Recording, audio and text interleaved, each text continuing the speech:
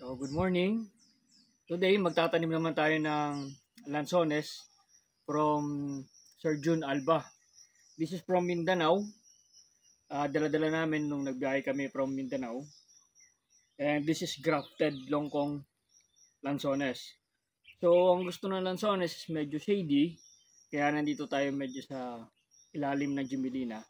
And then, pag lumaki ito, konti-konti nating ipuprune yung Gmelina.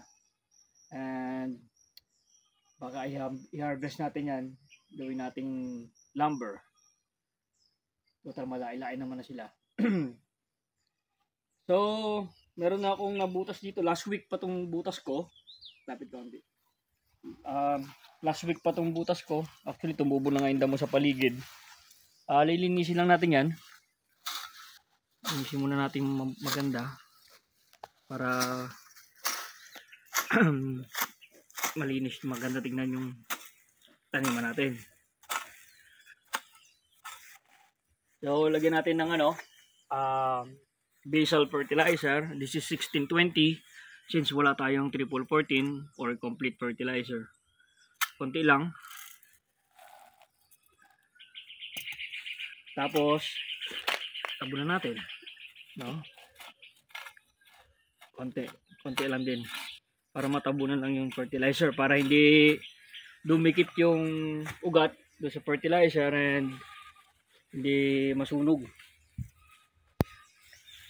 Ito, kasi medyo nadurog na yung plastic na itim. So, nilagyan natin siya ng plastic bag. Para hindi mawala yung lupa. Kasi nabutas na yung ilalim nito eh. No? Pasensya na, may sipon. Tapos nalagyan natin ng straw.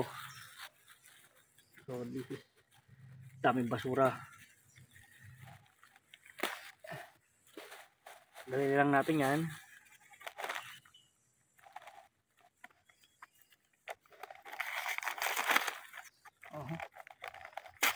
Aw!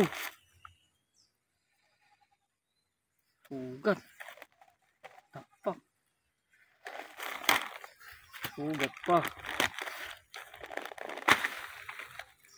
Yun, basag na yung root ball nya. Pero di pa naman totally basag.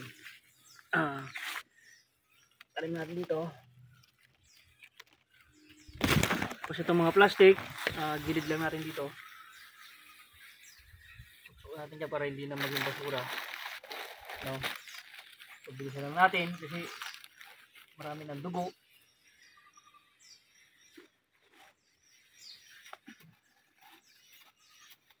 Tabunan natin. So make sure lang na dito yung dugtungan niya. Huwag niyong ibabaon yung dugtong, no? Hanggang doon lang sa may baba sa root stock niya. This is grafted. We're hoping na in 2 years time mamunga na to para may ma-harvest na tayo. So alagaan natin itong mabuti. So, ganun lang magtanim ng lansones. Meron tayong mga seedlings ng lansones. Pag lumaki, i-enlarge natin dito or mag-graft tayo. Kuha na natin to para dumami yung punla natin. And makapag-share tayo sa iba sa future. So, that's it. Thank you for watching. Bye-bye.